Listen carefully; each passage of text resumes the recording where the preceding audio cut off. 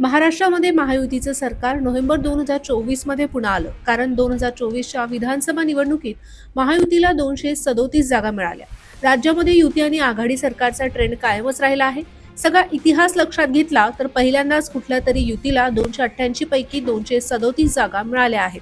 यानंतर शरद पवार आणि उद्धव ठाकरे यांच्या पक्षातील नेते हे महायुतीमध्ये जातील अशा चर्चा रंगल्या होत्या. त्या चर्चा रंगून थांबलेल्या असतानाच जयंत पाटील आणि चंद्रशेखर बावनकुळे यांच्यामध्ये मध्यरात्री भेट झाल्याची बातमी समोर आली. याबाबत जयंत पाटील यांना विचारलं असता त्यांनी भेट झाल्याचं म्हटलंय. तसंच ही भेट कशासाठी होती हे सुद्धा सांगितलं आहे. चंद्रशेखर बावनकुळे यांच्या भेटीबाबत जयंत पाटील यांनी सांगितलंय की सोमवारी संध्याकाळी चंद्रशेखर बावनकुळे आणि माझी त्यांच्या निवासस्थानी भेट झाली. सांगली जिल्ह्यातील काही महसूल विभागाच्या प्रश्नांवर मी त्यांना काही निवेदनं दिली आहेत. ती निवेदनं देण्यासाठीच मी भेट घेतली होती. महसूल विभागात काही गोष्टी ऑनलाईन केलेल्या आहेत, त्याचा त्रास शेतकऱ्यांना होतोय, त्याकडे त्यांचं लक्ष वेधलं.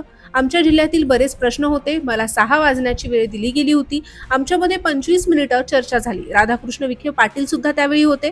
आमची कुठलीही राजकीय चर्चा झालेली नाही. मी इतर चर्चा कुठलीही केलेली नाही. सुमारे 13 ते 14 निवेदनं मी दिलेली आहेत. मी माझ्या मतदारसंघातले प्रश्न घेऊन त्यांना भेटलो, असं जयंत पाटील यांनी स्पष्टीकरण देताना म्हटलं आहे.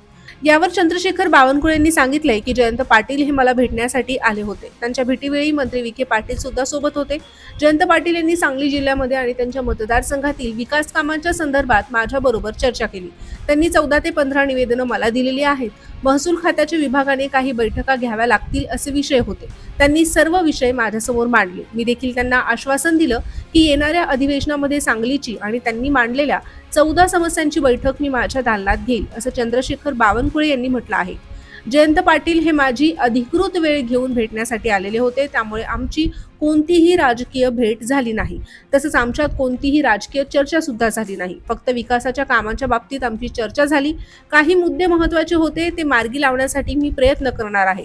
जयंत पाटील यांनीही माझ्याशी राजकीय चर्चा केलेली नाही आणि मी त्यांच्या राजकीय भविष्याबाबत बोलण्या एवढा मोठा नाही, असं स्पष्टीकरण यावेळी चंद्रशेखर बावनकुळे यांनी दिलेलं आहे. असं स्पष्टीकरण दोघांकडूनही मिळालेलं असलं तरी आता राजकारणामध्ये काय नवे उलथापालथ होतीये हे बघणं महत्त्वाचं ठरणार आहे.